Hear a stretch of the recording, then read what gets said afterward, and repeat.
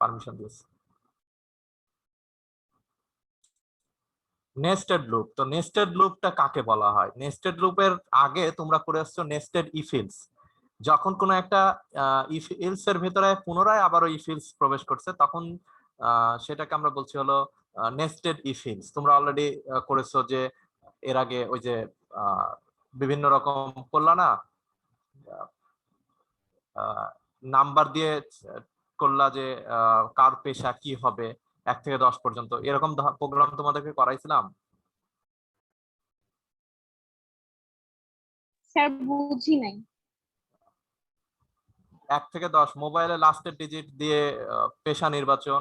না স্যার, এটা করি না স্যার হয়নি। আচ্ছা নেস্টেড ইফ এলসে আচ্ছা না হোক, কিন্তু তোমরা আমাদের অলরেডি শুধু দেখাইছিলেন হচ্ছে যে ওই স্টুডেন্ট হচ্ছে মানে পাস ফেল যেটা দেখানো আচ্ছা হয় পাস ওটা। ফেলের পরে তোমাদেরকে করালাম না যে পজিটিভ নেগেটিভ জিরো,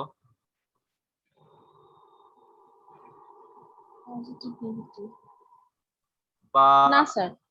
তোমাদেরকে হলো লিপিয়ার করাইছি। হ্যাঁ স্যার লিপিয়ার করানো লিপিয়ার হয়েছে স্যার। লিপিয়ার হয়েছে স্যার। আচ্ছা 1 minute.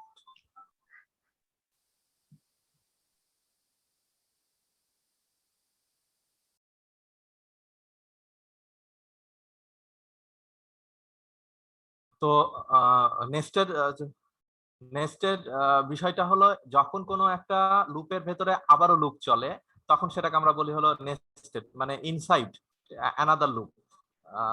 In nested loop one loop is place within another loop, মানে একটা লুপের ভেতরে আর একটা লুপ যখন থাকবে তখন সেটাকে আমরা বলবো হলো নেস্টেড, এই শব্দটা ব্যবহার করে থাকি। ঠিক আছে, অনেকটা এইভাবে তোমাদেরকে আমরা উদাহরণ দিয়ে বলতে পারি। ধরে নাও তুমি কোনো কারণে একটা গ্রামীণ ফোনের কোনো একটা প্যাকেজ নিচ্ছ। তো গ্রামীণ ফোনের প্রথম যে প্যাকেজটা সেটা তোমাকে একটা নরমাল একটা অফার দিয়েছে, যে কোনো কারণে তুমি হলো ধরো 10 টাকায় 20 মিনিট ইউজ করতে পারবা। তো এই অফারটা দেখে তুমি নিলা।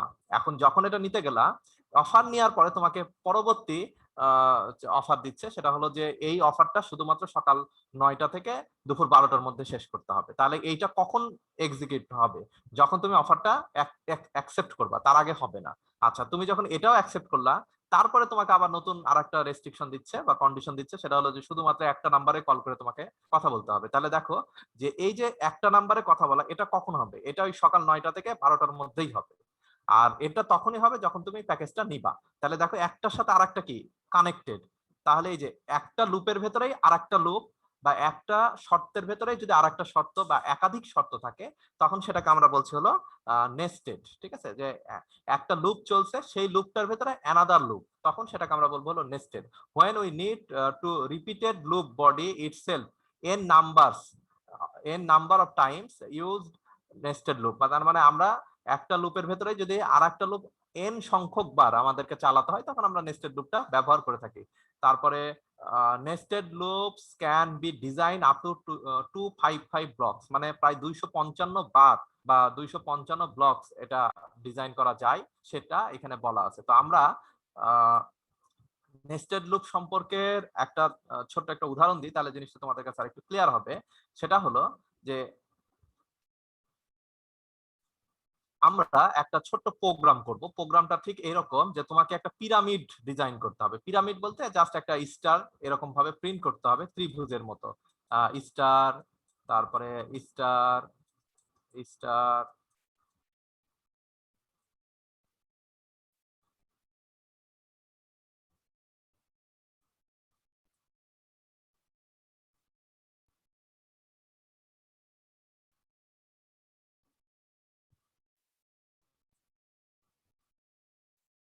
আচ্ছা তাহলে খেয়াল করে দেখো, এরকম একটা ডিজাইন তোমাকে প্রেজেন্ট করতে হবে কম্পিউটারের সাহায্যে। তাহলে এরকম একটা ডিজাইন যদি করতে হয়, তাহলে আমরা কিভাবে এটা প্রিন্ট করব? এখন তুমি খেয়াল করে দেখো যে এইটা একটা স্টার, প্রথমে প্রথমে একটা আছে, দ্বিতীয়তে দুইটা, তৃতীয়তে তিনটা, চতুর্থতে চারটা, পঞ্চমে পাঁচটা আছে। তো এই কাজটায় আমাদেরকে নর্মাল তুমি যখন দেখছো, তো একজন বাইরের মানুষ মানে আননোন ব্যক্তি বা তুমি এখন যেভাবে দেখছো, সেটা হলো যে এটা কি একটা ত্রিভুজ। আচ্ছা এখন তুমি যখন প্রোগ্রামারের দৃষ্টিতে দেখবা বা এটাকে যখন তুমি বানাতে হবে, তখন তুমি যে দৃষ্টিতে দেখবা সেটা কিন্তু অন্যভাবে দেখতে হবে, বিহাইন্ড দ্য সিন তোমাকে দেখতে হবে, পেছনে কি আছে বা কিভাবে এটা ডিজাইন করা যায় সেটা তোমাকে দেখতে হবে। তো এইটাকে আমরা একটু অন্যভাবে সাজাতে পারি, যে খেয়াল করে দেখো এইটাকে আমরা একটা চতুর্ভুজে কনভার্ট করছি, ঠিক আছে?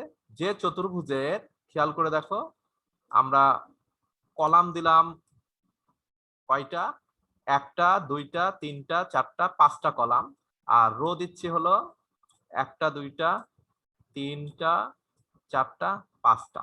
তাহলে খেয়াল করে দেখো তোমরা অলরেডি কিন্তু ছোটবেলাতে এরকম করে আসছো যে এইটা যদি একটা চতুর্ভুজ, ঠিক বলবো না, মানে ম্যাট্রিক্স এর মতো হয়, তাহলে এই ম্যাট্রিক্সটাতে তোমার হলো রো আছে কয়টা, কলাম আছে কয়টা, বা এটা একটা যদি টেবিল হয় তাহলে এই টেবিলের রো আছে কয়টা, কলাম আছে কয়টা, সেটা এখন দেখতে হবে। তাহলে এই উপরের গুলাকে আমরা বলি হলো কলাম, আর যে সারিগুলাকে আমরা বলছি হলো রো। রো গুলাকে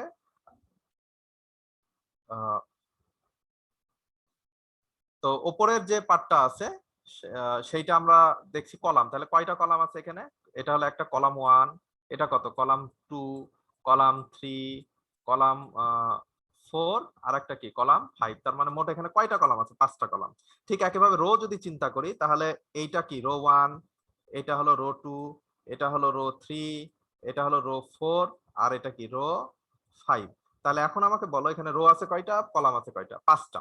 তার ভিতরে দেখো যে প্রথম অবস্থাতে এই যে এই স্টারটা কোথায় প্রিন্ট হয়েছে, তাহলে এইটা হলো এদিক থেকে নিতে হবে, এদিক থেকে নিতে হবে, তাহলে রো 1 কলাম 1, তাহলে সেই জায়গাতে প্রিন্ট হয়েছে তোমার হলো এই রো 1 কলাম 1 এ এই স্টারটা প্রিন্ট হয়েছে। তারপরে দেখো রো 1 কিন্তু কলাম 2 তে, রো 1 কলাম 3 এগুলোতে কোনো কিছু প্রিন্ট হয়নি। দ্বিতীয়বারে দেখো রো 2 কলাম 1 এ এখানে একটা স্টার প্রিন্ট হয়েছে, রো 2 কলাম 2 তে আবার একটা স্টার প্রিন্ট হয়েছে, তারপরে আর হয় নাই। তারপরে দেখো রো 3 তে কলাম 1 এ প্রিন্ট হয়েছে, রো 2 তে কলাম 2 তে, রো 3 কলাম 2, তারপর রো 3 কলাম 3 প্রিন্ট হয়েছে। আচ্ছা এইভাবে যাচ্ছে। এখন তুমি খেয়াল করে দেখো যে এটার ভিতরে সম্পর্কটা কি। সম্পর্কটা বোঝার জন্য তুমি চিন্তা করো যে প্রথমে একটা স্টার প্রিন্ট হয়েছে, তারপরে দুইটা স্টার প্রিন্ট হয়েছে, তারপরে তিনটা, তারপরে চারটা, তারপরে পাঁচটা। তাহলে এইটা কার সাথে সামঞ্জস্য? এই স্টারটা দেখো আমি বলি রো এর মান কত, 1, স্টার প্রিন্ট হয়েছে কত, একটা। আচ্ছা রো এর মান কত, 2, স্টার কয়টা প্রিন্ট হয়েছে, দুইটা। রো এর মান কত, 3, স্টার কয়টা প্রিন্ট হয়েছে, তিনটা। রো এর মান 4, স্টার প্রিন্ট হয়েছে কয়টা, চারটা। রো এর মান 5, স্টার কয়টা প্রিন্ট হচ্ছে, পাঁচটা। তাহলে বুঝতে পারছো কার মানের উপর ডিপেন্ড করছে?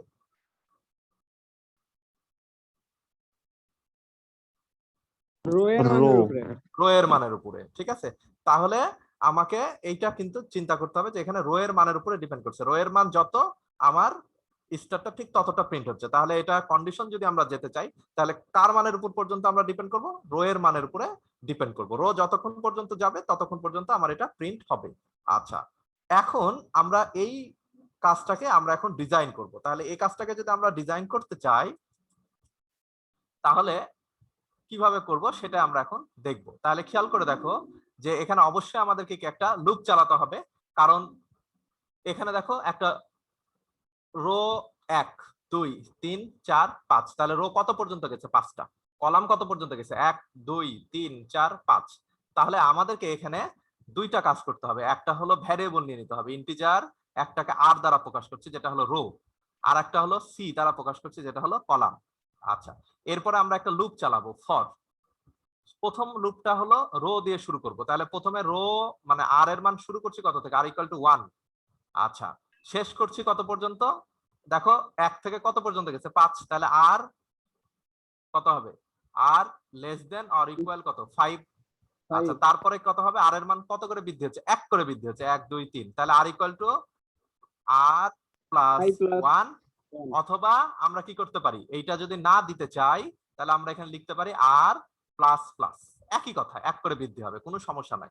আচ্ছা এই লুপের ভেতরেই আমাকে আবারও আরেকটা লুপ চালাতে হবে, সেই লুপটার নাম হলো, তাহলে এটা হলো কার লুপ, এটা হলো ফর প্রথম লুপটা। সেই লুপের ভেতরেই আমরা আবার আরেকটা লুপ চালাবো, সেটা হলো ফর, এবার হলো কলামের লুপটা। তাহলে সি ইকুয়াল টু কত থেকে শুরু হচ্ছে, এটাও 1 থেকে শুরু হচ্ছে।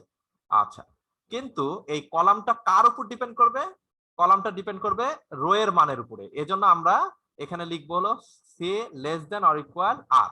তার মানে আর এর মান যত হবে কলাম ঠিক তত পর্যন্ত যাবে। আমি আবারও বলি, খেয়াল করে দেখো যে প্রথমে আর এর মান কত 1, তাহলে কয়টা কলাম প্রিন্ট হয়েছে? একটা স্টার প্রিন্ট হয়েছে, মানে কলাম 1টাতে কাজ করছে। আচ্ছা, দ্বিতীয় আর এর মান 2, তাহলে কয়টা কলাম এখানে কাজ করবে?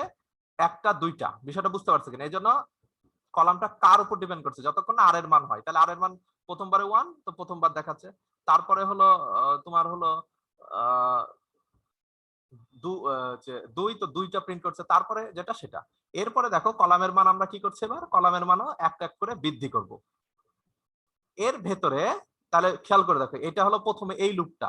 তাহলে যখন রো এর মান 1 তখন প্রবেশ করলো, কলামের মান 1 থেকে শুরু হচ্ছে এবং কলামের মান কত পর্যন্ত যাবে? রো এর মানের উপর। রো এর মান কত? 1, তাহলে প্রথমবার একটাই প্রিন্ট হবে।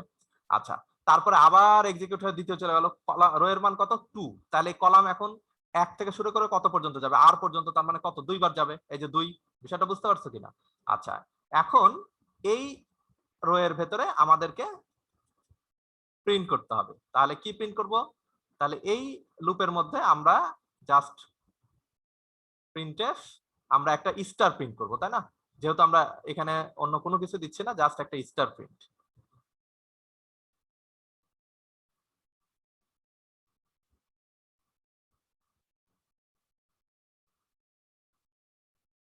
আচ্ছা, তাহলে এখানে একটা জাস্ট আমরা একটা স্টার দিয়ে রাখলাম, ওই স্টার। আচ্ছা, তাহলে এইটা হলো আমার লুপের কাজ শেষ। আচ্ছা, এখন আমরা শেষ করব, এটা হলো দ্বিতীয় লুপ। তাহলে খেয়াল করে দেখো, এই যে এইটা যেটা করলাম এটা হলো লুপ একটা, আর এটা হলো টোটালি ফরের যে লুপটা সেইটা। এখন এইটুকুন বুঝতে পেরেছো কিনা বলো? জি স্যার, বুঝছি। আচ্ছা, এখন কথা হলো দেখো, এটা হলো একটা লাইন, এটা একটা লাইন, এটা একটা লাইন, এটা একটা লাইন, এটা একটা লাইন। তাহলে আমাকে তো এক লাইনে সব করা যাবে না, তার মানে নিচে নিচে নামতে হবে। তাহলে নিশ্চয়ই যখনই এই স্টার প্রিন্ট হবে তারপরে কি একটা নিউ লাইন করতে হবে। তো নিউ লাইন করার জন্য আমরা এই যে ব্র্যাকেটের বাইরে আমরা আরেকটা প্রিন্টএফ,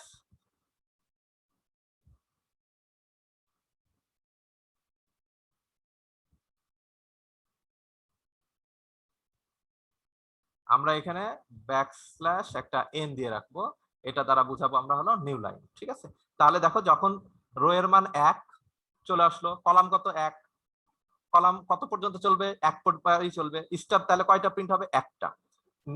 নিচে নামে নিউ লাইন, তার মানে ওইটা শেষ। আবারও উঠে গেল উপরে, রো এর মান তখন কত? 2, তাহলে নিচে নামলো, কলাম একবার দুইবার, তাহলে এখানে 2 বার পর্যন্ত যাবে। তাহলে স্টার কয়টা প্রিন্ট হবে? দুইটা প্রিন্ট হলো। আচ্ছা, আবার নিউ লাইন মানে নেমে গেল, তারপর আবারও রো এর মান কত এবার? 3, তাহলে কলাম 1 থেকে শুরু করে কয়টা যাবে? 3 বার পর্যন্ত। স্টার কয়টা তাহলে প্রিন্ট হবে? 1 2 3, তিনটা স্টার প্রিন্ট হচ্ছে, নিউ লাইন। এই হলো তোমার প্রোগ্রামটা, এইভাবে যাবে। তোমার এখানে যদি 5 না হয় তুমি 10 দাও, তাহলে 10 বার যাবে প্রিন্ট হয়ে। দেখো বুঝলা কিনা?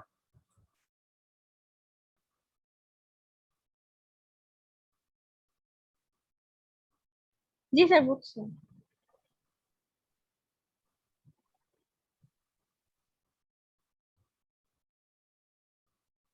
তাহলে এইটা হলো আমাদের একটা প্রোগ্রাম যেটা পিরামিড করার জন্য। এখন তোমাদেরকে আমি যে কাজটা দিব সে কাজটা হলো যে আমরা কি করছি, আমরা হলো স্টারটা উপর থেকে প্রিন্ট করছি। এখন আমরা চাচ্ছি এই স্টারের ডাইমেনশনটাই চেঞ্জ করব, উপর থেকে না, আমরা অন্য দিক থেকে কাউন্ট করব। তার মানে স্টারটা শুরু হবে এদিক থেকে না, স্টারটা শুরু হবে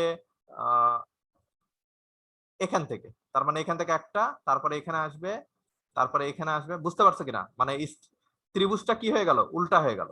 পারবা কিনা? কিছুই করতে হবে না, খালি তোমাকে এই জায়গাতে কিছু একটা মান চেঞ্জ করতে হবে, কলামটা কোথা থেকে শুরু হবে সেইটা। এটা তোমাদের হোমওয়ার্ক থাকবে, আগে এই কাজটা করবা, তারপরে বাকি হোমওয়ার্কের কাজটা করবা।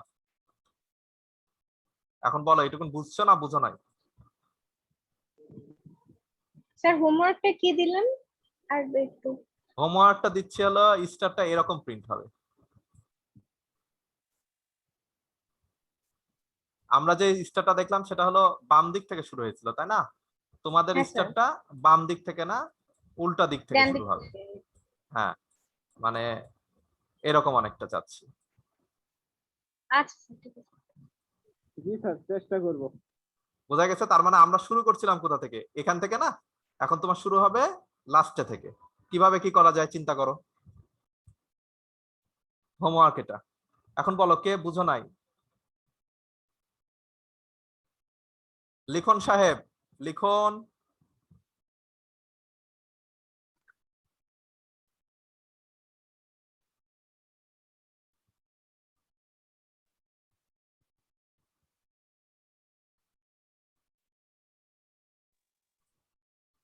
লিখন আছে নাকি?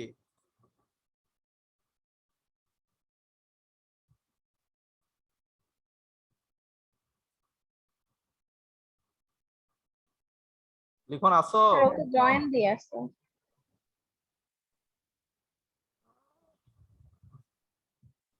আজকে কয় তারিখ? 24 তারিখ।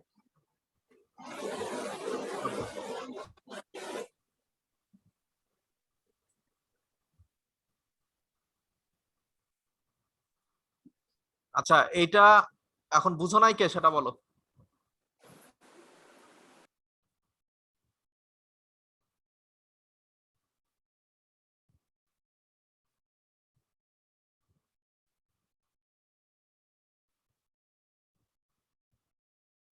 স্যার বুঝতে পারছি এটা।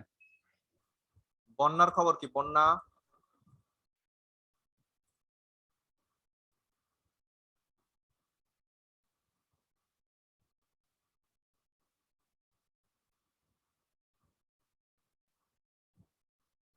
বন্যা আছে নাকি? স্যার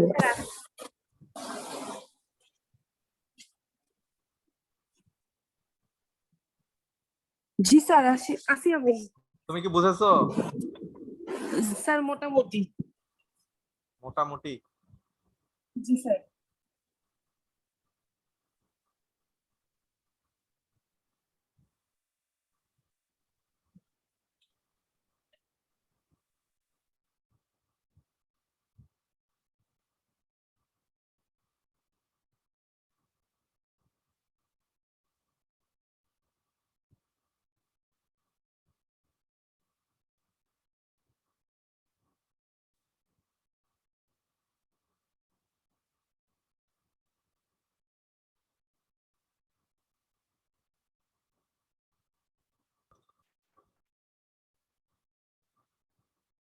আচ্ছা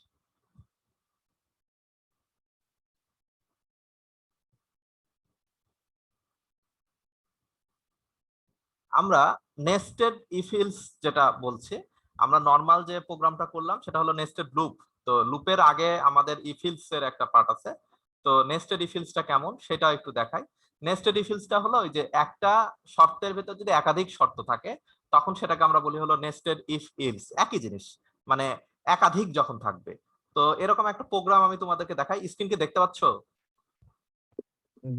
সেকেন্ড লাইনে জি একটা স্যার। ভুল আছে। জি স্যার। হ্যাঁ স্যার। ভুল ছিল না? আচ্ছা আহ, তো খেয়াল করো যে এখানে হলো নেস্টেড ইফিলসটা আমরা কিভাবে করতে পারি, বা একটা জাস্ট উদাহরণ দিই তাহলে তোমাদের কাছে ক্লিয়ার হবে, যেহেতু তোমরা অলরেডি একটা দেখলা যে কোনো একটা ইফিলস এর ভিতরে একাধিক যখন ইফিলস থাকবে ইনার, তখন সেটাকে আমরা বলছি হলো নেস্টেড ইফিলস। যেমন দেখলা একটা লুপের ভিতরে আর একটা লুপ কাজ করছে, ঠিক আছে? তো ঠিক এরকম ইফিলস এর ভিতরে তো এরকম একটা উদাহরণ দিই, সেটা হলো যে ধরো তোমার অনেক সময় ফেসবুকে দেখবা বিভিন্ন রকমের পেজ থাকে। সেই পেজটা এরকম যে আগের জন্মে আপনি কি ছিলেন, বা আগের জন্মে আপনার হলো পেশা কি ছিল। এগুলো তুমি যখন ক্লিক করো সঙ্গে সঙ্গে একটা কোনো না কোনো একটা দেখায় যে তুমি আগের জন্মে ডক্টর ছিলা, আগের জন্মে তুমি হলো কবিরাজ ছিলা। তো এরকম বিভিন্ন টাইপের দেখায়। তো ঠিক একই কাজটাই যে আমরা যদি এভাবে চিন্তা করি যে তোমার মোবাইলের লাস্টের যে ডিজিটটা আছে সেই ডিজিটটা দিয়ে তোমার পেশা নির্বাচন করবো। তো তোমার মোবাইলের লাস্টের ডিজিট কত হতে পারে? সচরাচর 10টা সংখ্যা, 0 থেকে 9 এর ভেতরেই থাকবে, আদারওয়াইজ তার অন্য কিছু হবে না। তাহলে আমাদেরকে এখানে 10টা কন্ডিশন ব্যবহার করতে হবে। এর কোনো একটা হলেই তোমার পেশা সেটা হবে। যেমন তো কারো মোবাইল নাম্বারে লাস্টের ডিজিট 2, কারো 5, কারো 3, কারো 8, কারো 0, কারো 9। অতএব যার যেটা হবে তার কপালে সেটা পড়বে। তাহলে এটা আমরা নেস্টেড ইফ ইলস দিয়ে ব্যবহার করতে পারি। সেটা কি রকম? আমি একটা নাম্বার নিচ্ছি n এর মান, ঠিক আছে? n এর মান ইউজারের কাছ থেকে নিচ্ছি, নেওয়ার পরে এখন সেটা চেক করব। কিভাবে চেক করব? If n equal equal equal equal বুঝতে পারছো যে আমরা চেক করার জন্য ব্যবহার করছি। 0 যদি হয় তাহলে আমরা প্রিন্টএফ আমরা এখানে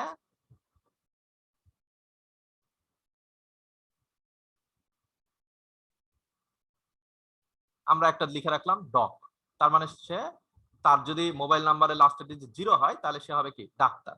আচ্ছা যদি না হয় তাহলে আমরা কি বলছি ইলস, ইলস এর পরে আবারও কন্ডিশন দিচ্ছি, সেটা হলো ইফ। এই কাজটাকে আমরা বলছি কি নেস্টেড, তাই না? যে আবারও কন্ডিশন দিয়ে লিখছি ইলস ইফ, এবার কি হবে n ইকুয়াল ইকুয়াল কত হবে 1, তাহলে এটা যদি এক্সিকিউট হয় তাহলে আবারও একই ভাবে লিখবো কি প্রিন্টএফ। এবার ধরো আমরা অন্যটা দিলাম,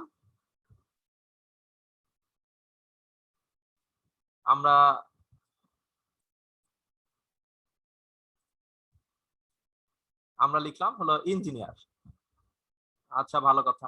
এরপরে এই কাজটা এখন দেখো তোমার মোবাইল নাম্বারের লাস্টের ডিজিট যেহেতু অনেক, অতএব এটা কন্টিনিউয়াস প্রসেস চলতে থাকবে। তাহলে এই ইলস ইফ শেষ হবে না, এর পরেরটাতে কি আবার একই জিনিস হবে else if.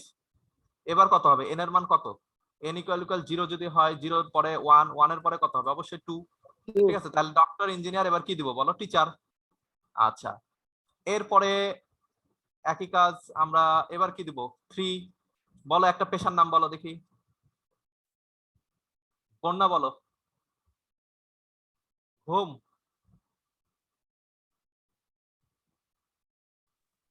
Teacher then sir. Teacher দিয়েছি 3 নম্বরে, স্যার 2 বিজনেসম্যান। নম্বরে টিচার দিয়েছি ও বিজনেস। বিজনেস তাহলে। আচ্ছা বিউ ডাবল এস দিলাম। আচ্ছা বিজনেসম্যানের পরে আবার n এর মান 4 দিচ্ছি, তাহলে এটা একটা পেশা দাও, সেটা হলো আমরা কি দিব ড্রাইভার। ড্রাইভার। আচ্ছা ড্রাইভার দিলাম। তারপরে এইভাবে তোমাদের এটা 9 পর্যন্ত যাবে, তাই না? তাহলে 5 দিলে আমরা কি দিতে পারি জার্নালিস্ট দিলাম, JNL দিলাম, ঠিক আছে? তারপরে আর কি পেশা আছে বলো দেখি 2-4টা তোমাদের পছন্দের পেশা কি দিব বলো। মডেল, তারপরে আর কি দিব সিঙ্গার কিংবা আর্টিস্ট। আচ্ছা সিঙ্গার, SNG। আচ্ছা তারপরে আর কি দিব বলো, 8 দিলাম। আর কি দিব বলো, পুলিশ, পাইলট দেন স্যার। ও পাইলট, PIL। আচ্ছা পাইলটের পরে দিলাম আর কি দিব বলো 9, আর্মি। Army, ARM। আচ্ছা এখন খেয়াল করো যে আমরা 9 পর্যন্ত দিয়ে ফেলেছি, 9 এর পরে আমরা লিখছি এলস। যদি তুমি অন্য কোনো কিছু মানে প্রেস করো, এগুলো ডিজিট না দিয়ে অন্য কিছু দাও, তাহলে প্রিন্টএফ তোমাকে দেখাবে হলো নাথিং, ঠিক আছে?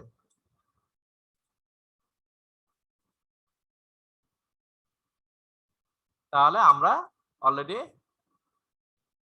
দেখো যে আমরা এই যে একের অধিক ইলস এর ইউজ করলাম, এটাকে আমরা বলছি কি নেস্টেড ইফ ইলস, ঠিক আছে? আচ্ছা এটা যদি এখন আমরা রান করি,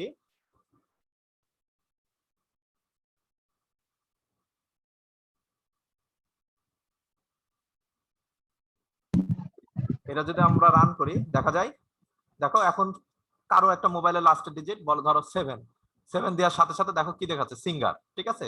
আচ্ছা এখন কেউ একজন আবার প্রেস করলো যে তার মোবাইলের লাস্ট ডিজিটটা না দিয়ে সে দিল হলো ডাবল দিয়ে ফেললো 34 দিল, তাহলে সে দেখাবে কি নাথিং, মানে এটা তো লাস্টের ডিজিট হলো না, শুধু একটা লাগবে।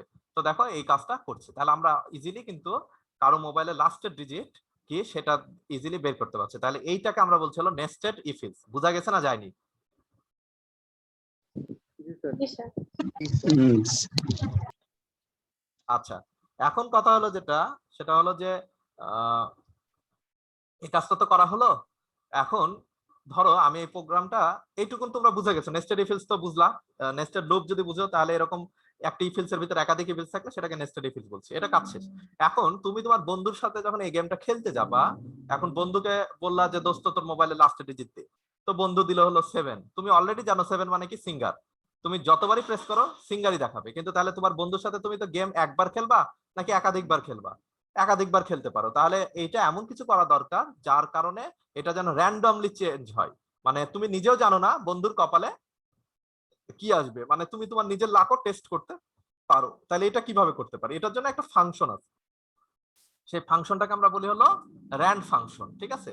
এই ফাংশনটা অটো নাম্বার একটা জেনারেট করে, ঠিক আছে? তো আমরা এই ফাংশনটার জন্য আমরা এখানে n is equal s rand, এই ফাংশনটার নাম s rand, ঠিক আছে? s rand টার মানে কি? s হলো সিস্টেম আর rand মানে হলো র্যান্ডম ফাংশন। আমার এই যে সিস্টেমে যে ডিজিট, মানে আমার এখন বর্তমানে যে সময় দেখাচ্ছে আমার যে কম্পিউটারে, সেই সময় এবং মেশিনের নাম্বার, এইগুলাকে ক্যালকুলেশন করে একটা র্যান্ডম নাম্বার জেনারেট করে, ঠিক আছে? সেই র্যান্ডম নাম্বারটা নিয়ে সে চেক করবে এন এর মানটা। তাহলে তুমি যে এন এর মানটা দিচ্ছ 7, সেই 7 এর উপরে কিন্তু সে ডিপেন্ড করছে না, সে 7 এর পরে আবার নতুন করে কি সে একটা র্যান্ডম নাম্বার জেনারেট করছে এবং সেই র্যান্ডম নাম্বার দিয়ে সে চেক করবে। তার মানে তুমি যে 7 দিচ্ছ সেই 7 যে হবে তা কিন্তু না, এটা ইন্টারনাল আমরা একটা চেঞ্জ করে দিচ্ছি।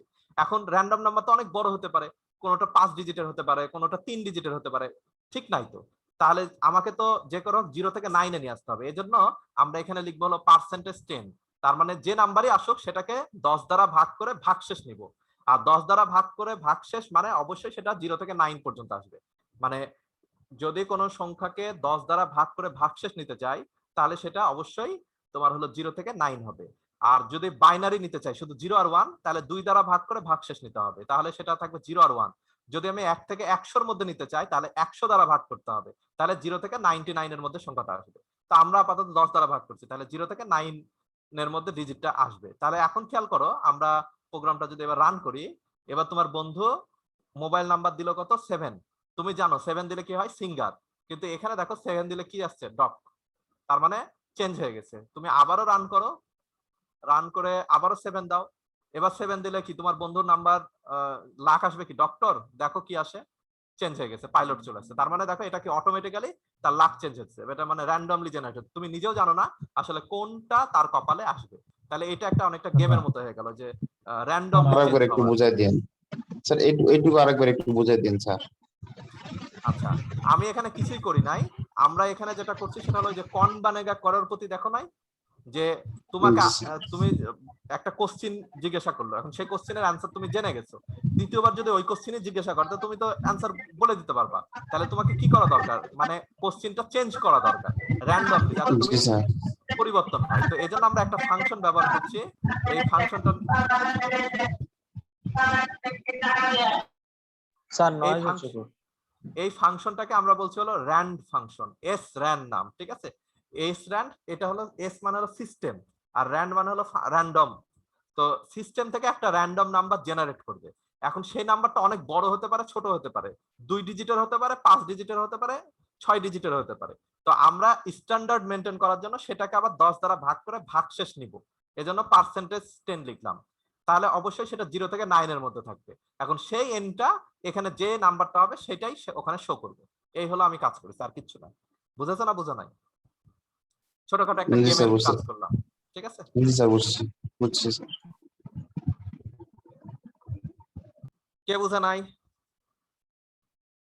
এটা একটু ট্রাই করবা, তুমি এর থেকে নতুন, যেমন ধরো যে আমরা গেস করতে পারি যে পূর্বের জন্মে সে কি ছিল, তার পেশা নির্বাচন না করে একটু অন্যরকম করতে পারো, যে তোমার হলো আগের জন্মে তোমার হলো বাসা কোথায় ছিল, বা তুমি কোন দেশে জন্মগ্রহণ করেছিলা, এরকম মানে এটাও হতে পারে। অথবা তোমার এটা না করে তুমি ফানি করতে পারো যে তোমার শ্বশুর বাড়ি কোথায় হবে, সেটা তুমি লাক টেস্ট করতে পারো, যে বগুড়াতেই হবে নাকি তোমার হলো অন্য আর একটা জায়গাতে হবে, সেটা তুমি একটু দেখতে পারো, ঠিক আছে? একটু টেস্ট করেই দেখো, নিজে বানাও, বানিয়ে যে তোমার লাকে কি দেখায়। বোঝা গেছে না যায়নি? জি স্যার। জি স্যার। স্যার আচ্ছা, আজকে এই পর্যন্তই, এগুলো ট্রাই করো, প্র্যাকটিস করো। তাহলে স্যার